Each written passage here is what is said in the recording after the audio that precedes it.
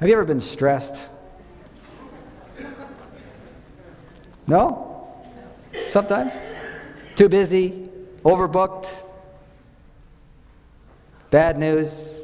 We've all had it, right? Stressed out. I want to tell you a little story about stress. One of the things that we've done at Silver Hills is we've run cooking schools. And so I want you to just think about what a cooking school weekend would look like. I would speak Friday night, Sabbath morning, Sabbath afternoon, Sabbath evening, and then my wife would do the cooking school on Sunday. And sometimes we would have to travel for hours to get there. And so she would want us to leave early Friday morning so that the food was as fresh as possible to be served on Sunday. Makes sense?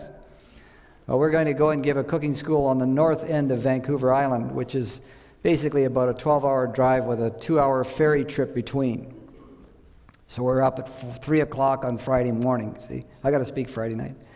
We got everything in the van, and we're on our way. And we come to the ferry, come over the hill, Horseshoe Bay, where it goes across the island. And what do you think we see?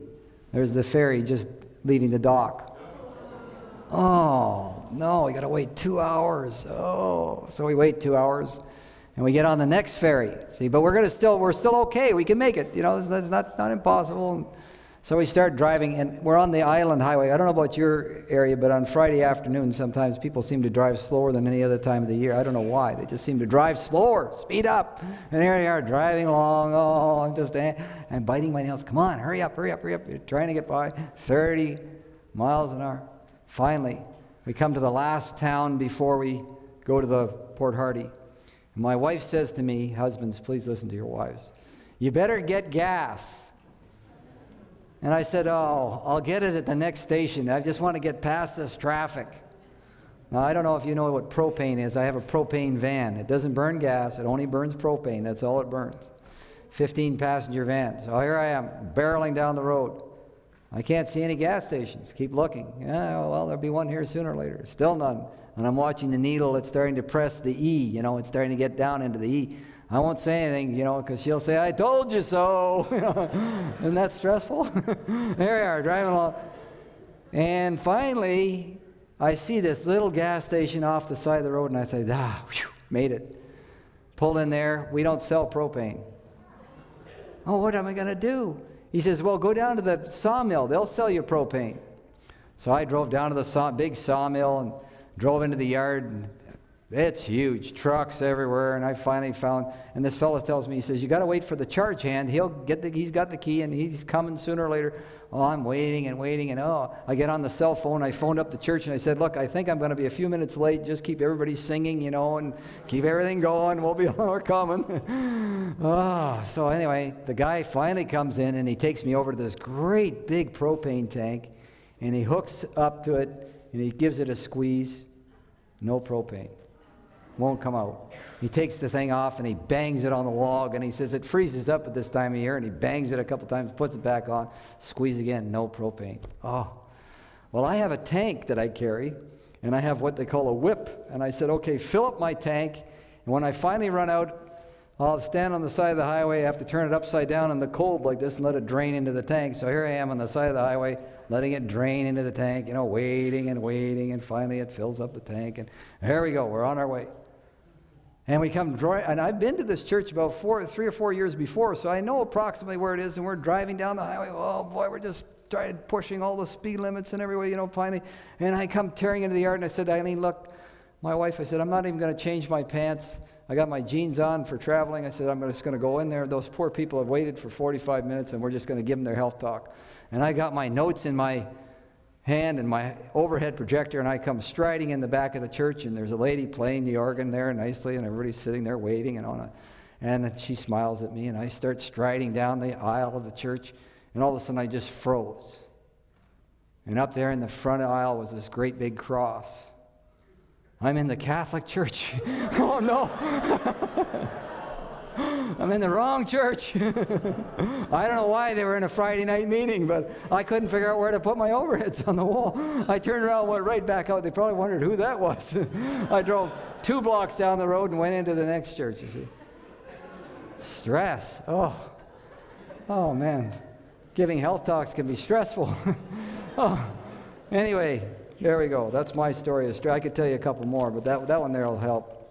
What does stress do? Dr. Hans Selye, who was the fellow who actually coined the word stress, he was an endocrinologist who was working at McGill University in Canada.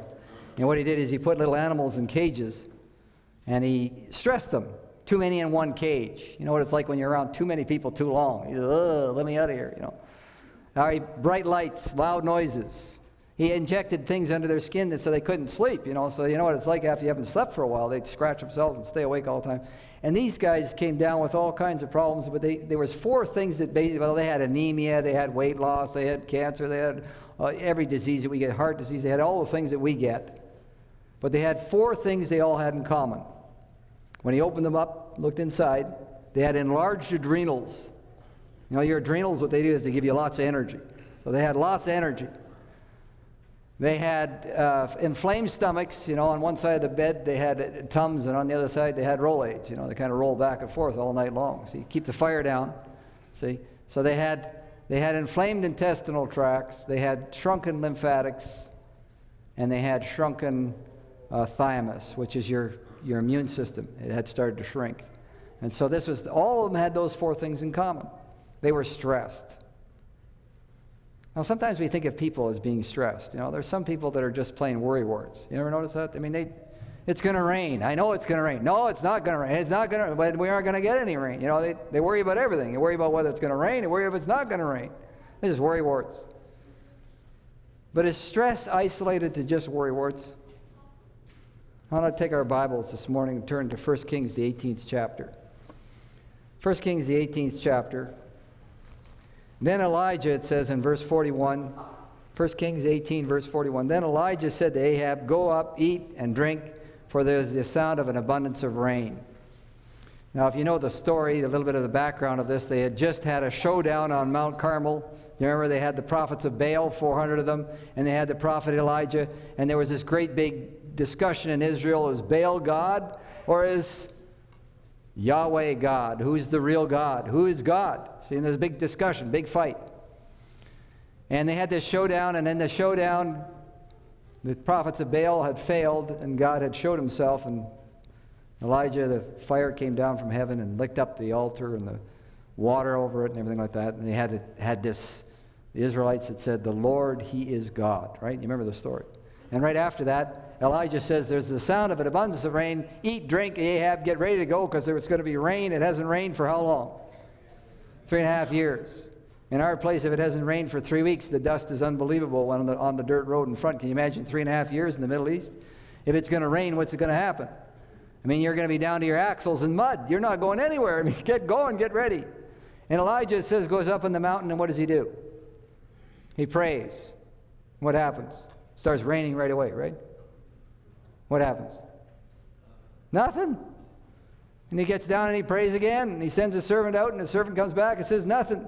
And he gets down and prays again, and what happens? Nothing. And he gets down and prays. How many times did he pray? I hope you're a 7 times prayer, not just a 1-time prayer. You know, some people, I've asked them, I said, well, no, it didn't happen. Well, what did you do? He said, I prayed about it. How often? Once. Didn't happen.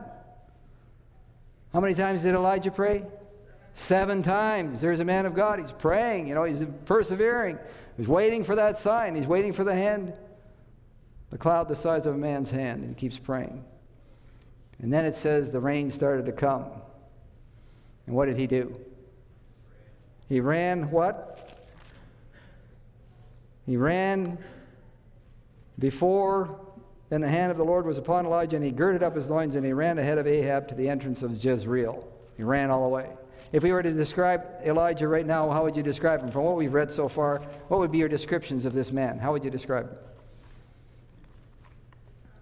What was he? Oh, there's everybody. Maybe I have to wake you up. What was he? What kind of a man? Man of faith. Good. Persevering prayer. What else?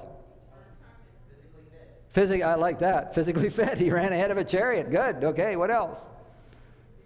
Man of vision. Yeah. Man that has faith, persevering prayer, spiritual leader. He's one of these guys we call what? A Bible hero. There's another thing about it. Maybe it's kind of hidden from some of us. Who's Ahab? Who is Ahab? Good guy? Bad guy? Bad guy. Woo! Big bad guy. What is he doing with Ahab? He's running ahead of his chariot to get him to the city so that his chariot doesn't go off and spring a wheel or something like that and have problems. This good man is running ahead of a bad man trying to help the bad man. Is this a picture? I mean, he's a missionary of the highest order. He's not giving up even on Ahab. Even after Ahab has done all the things he's done, he's still trying to help him. He doesn't write him off. So we would say this is a Bible hero. Let's take a look, as Paul Harvey says, the rest of the story, chapter 19, verse 4. But he himself went a day's journey into the wilderness and came and sat down under a broom tree, and he prayed that he might die. It is enough now, Lord. Take my life, for I am no better than my father's. What did he do? Prayed he wanted to die. What's wrong with this guy? I mean, this is a Bible hero. He just prayed. Why does he want to die? What is it? If you read verse 1, it says that Jezebel, after she heard what happened, she said, Elijah, if I don't make you like one of the prophets of Baal by tomorrow, right? She did what? She threatened him. And he ran off. And he hid. And he says, I wish I could do what? Die. He's got a death wish. What's wrong with him? What do you think? Okay, come on, you guys. Help me. He's depressed, okay? He's depressed. Why? Why is he depressed? I mean, this guy's a champion. Why is he depressed? What's that? Scared of a woman? No. What's that? He's a wimp. There we go. He's a wimp. Have you ever had that camp? You got a camp meeting, you got that high, whoa, man, everything just seems like it's roses and pink and beautiful and everything like that. You come home and you got to take out the garbage and wash the car, take care of the problems. And all of a sudden, it just doesn't look as rosy anymore. And you get the highs and the lows. You think that's part of the problem here? I mean, he had the mountaintop experience, and now Jezebel is threatening his life. Is that part of it? Or maybe he's just out of it. He's been by the brook Cherith, eating from the ravens and with the widow Zarephath, and he's kind of been out of the political scene, and he's been off by himself, and he just can't take the threat. This is scary stuff, I mean, he's running off. He wants to die. What's the real reason? Fear? There's something else. Let's look at verse 10. 19 verse tells us right here. So he said, I have been very zealous for the Lord God of hosts, for the children of Israel have forsaken your covenant. They've torn down our altars, killed your prophets with a sword. And what does it say? What? I alone am left. Have you ever felt all alone? You can be in a crowded room, people all around you, and you just feel like people just don't understand me. Have you ever felt that way? Yeah, of course, we've all felt that way. At some time, he felt alone. He felt alone. Here's a champion, a zealot. He's a hard worker. He's a visionary. He's a man with a dream. He wants to see Israel come back to God and go God's way. And everything seems to be going haywire. And when the dream is gone, what happens? Feels alone. Absolutely left alone. And loneliness, folks, is a disease. Isolation, if you want to break a criminal, what they do is they put them where? In isolation. Put them in isolation. Isolate you people from other people, and what happens? You feel like you're going to crack up. Into the experience of all, there comes times of keen disappointment and utter discouragement. When we say the word all, well, how many does that mean? Half of us? 20% here? 100%, here it is. Into the experience of all, there comes times of keen disappointment, utter discouragement, days when sorrow is the portion. It is hard to believe that God is still the kind benefactor of his earthborn children, days when the troubles harass the soul till death seems preferable to life. It is then that many lose their hold on God. God doesn't hear my prayers. My prayers go as far, I've had people tell me my prayers go to the ceiling and they come back so fast they almost knock me out. You ever had that feeling? Of course you have. Utter discouragement. I had a dream and it's gone. It's shattered. It's been taken away.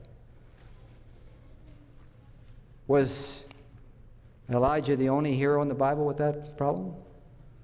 Did you know that Moses asked the Lord to take away his life? Numbers, book of Numbers. Moses said, it's enough, take away my life. Jonah, after the Lord didn't destroy Nineveh, after he prayed and sweated and died, didn't happen. He said, take away my life. I don't want to live. Is this a problem that's common to human beings, that we get discouraged? Of course it is. We get stressed out. I mean, not just stressed, but stressed out. How does stress affect the body? The relation that exists between the mind and the body is very intimate. When one is affected, the other sympathizes. The condition of the mind affects the health to a far greater degree than many realize.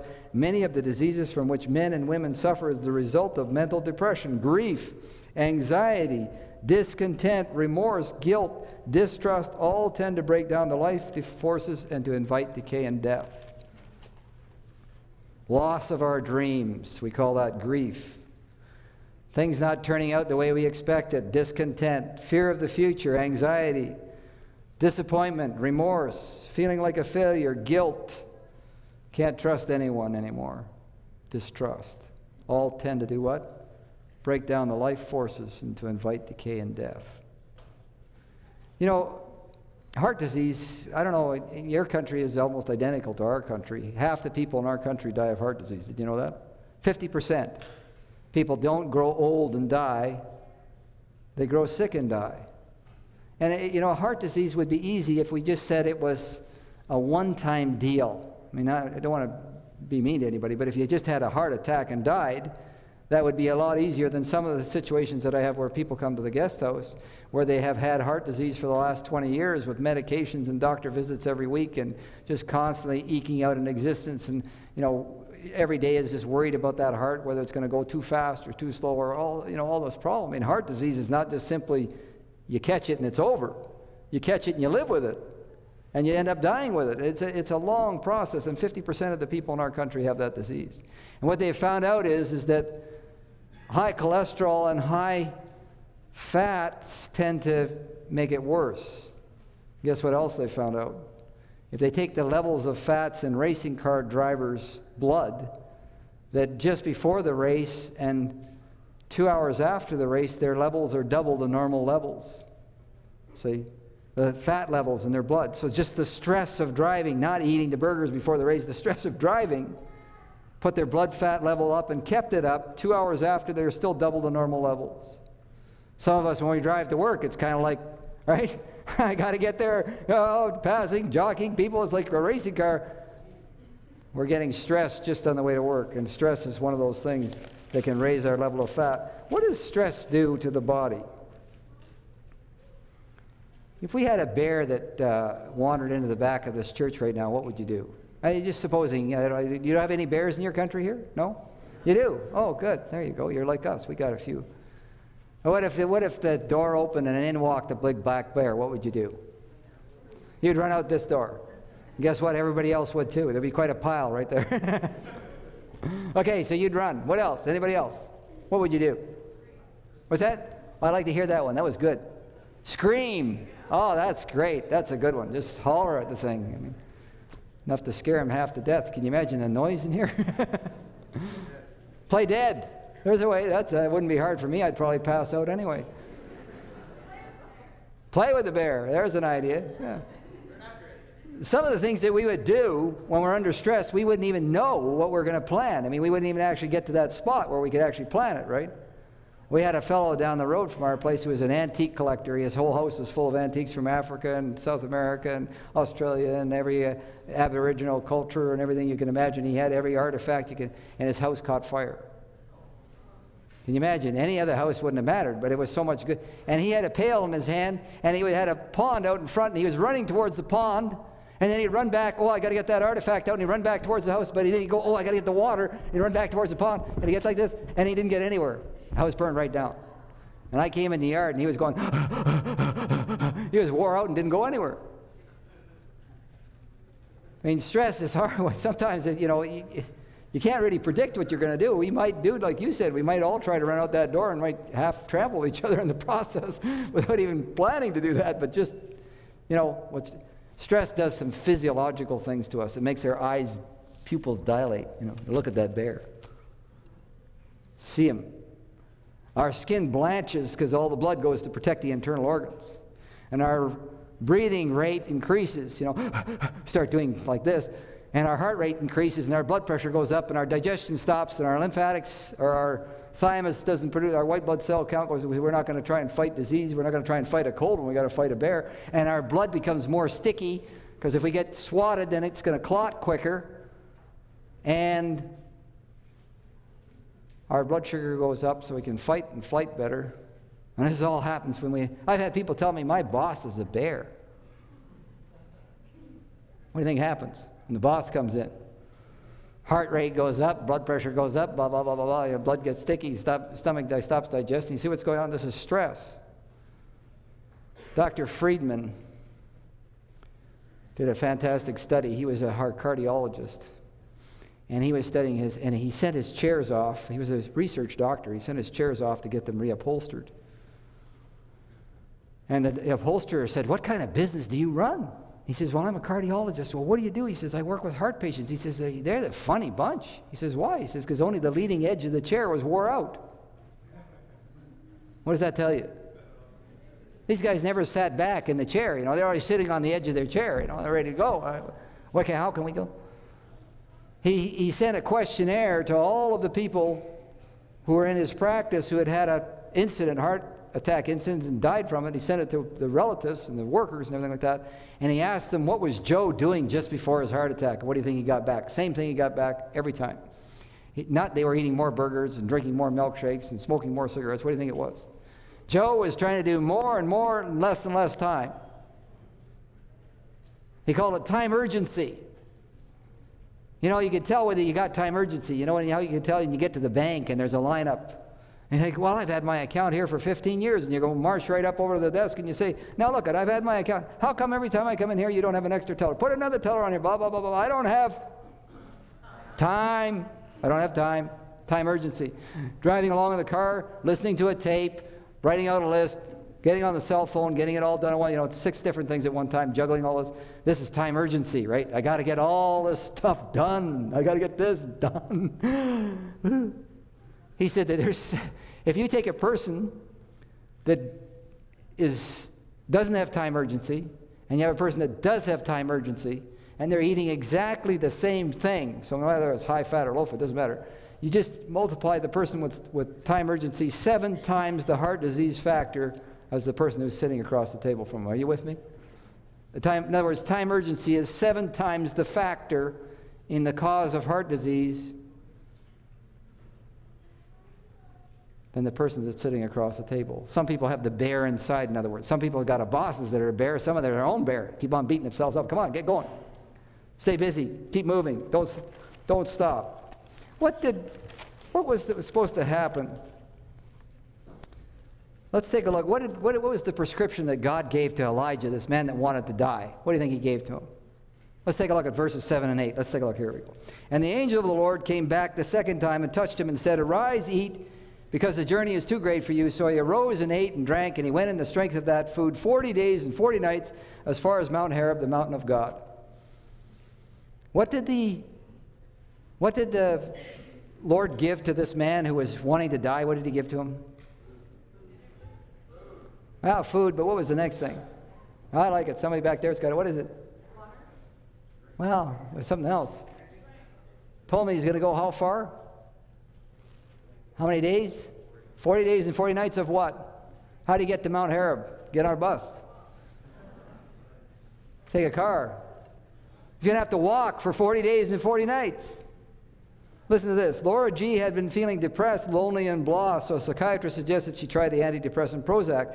After months of sessions and no luck with the wonder drug, she turned to another psychotherapist, Ozzy Gutang. Therapy sessions were scheduled for sunrise. Almost miraculously, Laura's moods brightened, her lethargy went away.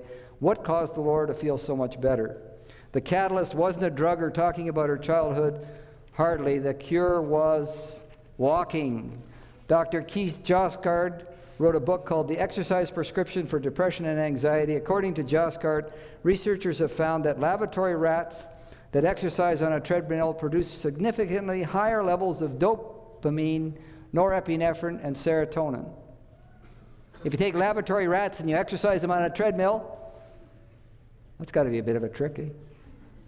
Come on, you guys, I'll give you another cookie. Here we go. And they exercise on a treadmill, and they measure their brain chemistry. They find out that they produce more norepinephrine, more serotonin, more dopamine. These are the exact brain neurotransmitters that antidepressants are known to impact. Here's what antidepressants do. Antidepressants stop the reuptake of those neurotransmitters. In other words, in the synaptic joint, we produce more neurotransmitters. We put more in there every time we have a thought. in comes the neurotransmitters. And what happens is they get reuptaken into the axome each time. But we can take a drug that can stop them from being reuptaken so we can keep on the thought. But what Keith Josgard found out is that exercise, walking, actually makes us produce more of those neurotransmitters. Isn't that neat? And I think, guess what he found out? It takes from 3 to 5 weeks before you can lift a clinical depression with exercise. How long was he told to walk? How many weeks is that? 5.5 weeks. Isn't that amazing? It takes 3 to 5 weeks to produce enough neurotransmitters to get that brain turned around. And here's the prescription. You're going to walk for 40 days. And we're going to begin to bring about a change in the chemistry of your brain. Isn't that fantastic? You know, I mean, sometimes I have people that come to me and they say, well, here's this person. They've been depressed. You know, they're really down. They've lost a loved one. There's grief, you know, or they're anxious all the time, or they're having panic attacks, they're having anxiety. Will you pray with them? I'll say, sure, I'd love to pray with them as long as they'll walk with me. Can I get them out and walk? Get them on the nature trail. Start them walking. Get them walking. We got to get the physical side. We are not just spiritual creatures, folks. We're physical. We got a physical body. And it actually works. This body works. If we use the body, it brings about results. And God gave Elijah 40 days of walking. But he didn't just leave him there, did he? Let's take the next step. When he got to the end of his walk, what happened? Let's look at 19, verse 11 and 12. Then he said, go out and stand on the mountain before the Lord, and behold, the Lord passed by, and a great strong wind tore into the mountains and broke the rocks in pieces before the Lord. But the Lord was not in the wind. And after the wind, an earthquake. But the Lord was not in the earthquake. And after the earthquake, a fire. But the Lord was not in the fire. And after the fire, what happened? Still small voice. You know, sometimes when we got problems and stresses and everything like that, we want a bill pay or loan, you know, take care of the whole thing. We want something that'll solve it right away. Isn't that right? Just give me that fire. Give me an earthquake. I wish there was just an earthquake. Shake this whole thing. I wish there was a second coming. You know, get it over with. Isn't that right? Want something quick and easy. When I was, before we started Silver Hills, we went through a period of stress, serious stress. I didn't know that stress could actually do this to you, but I lost my memory. Did you know that? You can actually get to the place you're so stressed that I'd try and read my devotion in the morning, and I'd be reading along, and I couldn't read the next paragraph because I forgot what I read in the last paragraph. My mind just was not functioning anyway. It wasn't working right. And I can remember praying, and I'd say my prayers. I'd pray for my wife and my children, my family, my job, and blah, blah, blah. And then I'd start praying for my wife, my children, my family. I'd say, well, I think I did that. And then pray again for my wife, my children. Boy, I was getting mixed up. I mean, I don't even know if I'm keeping maybe the... And I started thinking, you know what I should do? I should write out my prayers. I should write out my prayer list and then go through it item by item. That way I could stay focused, right? Well, that was an interesting exercise because I started putting down things on there, and I'd see when I got an answer to a prayer, I'd put a little asterisk on beside it, you see. One day I want to tell you what I did. I wrote on there work boots. Now you're going to think this is ridiculous, Phil. You know, we've heard enough already. But I had bought a pair of work boots at a secondhand store. I was cheap. I didn't have a lot of money, and I thought, well, I bought this pair of work boots with Red Wing, and they fit tight. And I thought, that's okay. I've had tight work boots before. I'll just walk them in. But they were really good quality, and they didn't walk in. They walked me out. At the end of the day, I'd come home, my feet were sore again, you know, and I'd sit there and I'd start looking at those work boots before I went to work and think twice before I put them on. And maybe I'll wear my runners today. I don't want to wear those work boots. They hurt. And I remember putting on my prayer list one day, well, I'll just put that on my prayer list, you know, just work boots. It seems ridiculous, doesn't it? I mean, work boots. Who would pray for that? But I did it. Put it on my prayer list. But one day I was going to town with my wife, and I said, you know, honey, I think I'll go to the secondhand store and try and find another pair of work boots. Those ones are just too tight. She says, why don't you go to Workwear World? I don't know if you have that here, but we have a store in Canada called Workwear World where you just buy everything for work.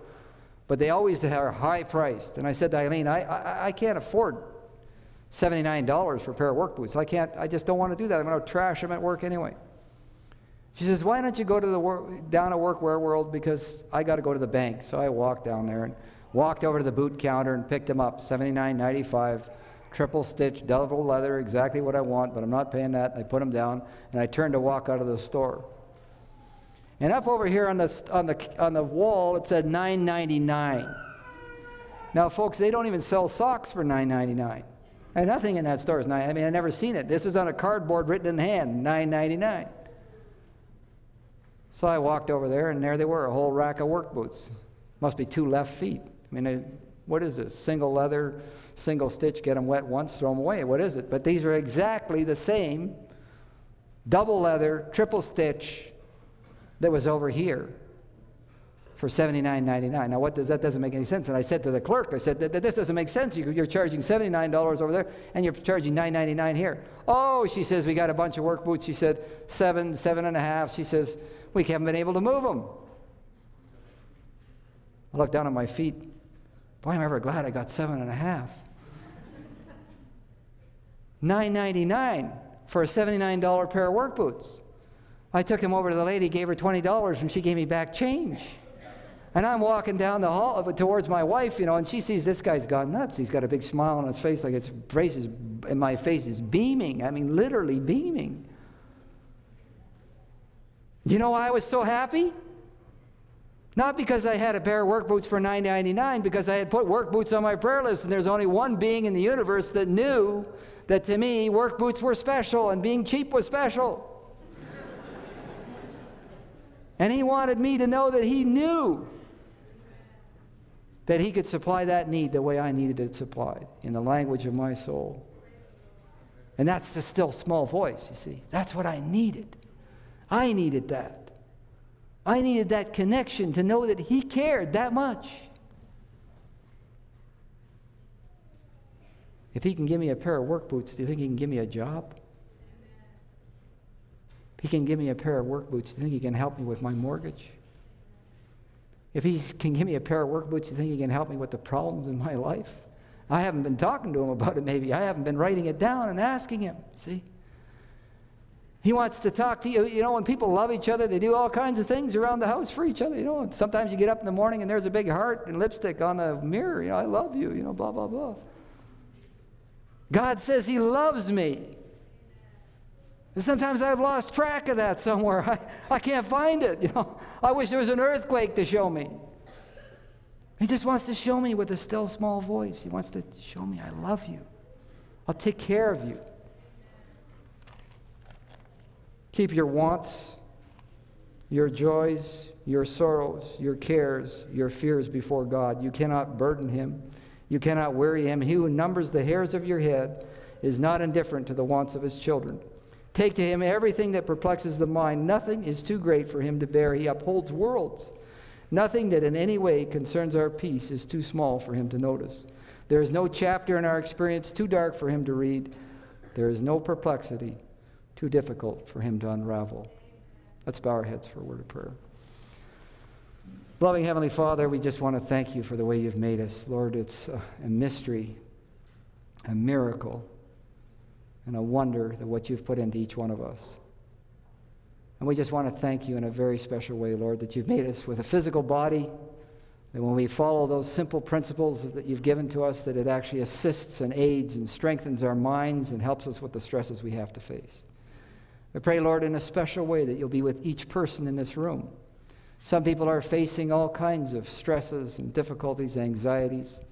I just ask that you will help them to understand the exercise prescription, that you'll encourage them and strengthen them and awaken them and alert their minds to how important it is to keep exercising their bodies. And Lord, we also want to thank you that you're willing to speak to us in the language of our own soul. The way we understand, the thing that's important to us, the very thing that would make a difference, that you're willing to reach into each life in this room, that you're willing to speak to us in a way that we will understand with that still small voice. I pray that you'll be with each person, Lord. Some of us have come here seemingly overwhelmed with the problems, illnesses and problems in the family and money and all of these different things. And Lord, we just need to hear your voice speaking to our hearts. And we pray that you will speak to us this day, throughout this day and this week, that you'll waken us up and that you'll help us to realize your presence is right with us. So we thank you for hearing this prayer in Jesus' worthy name.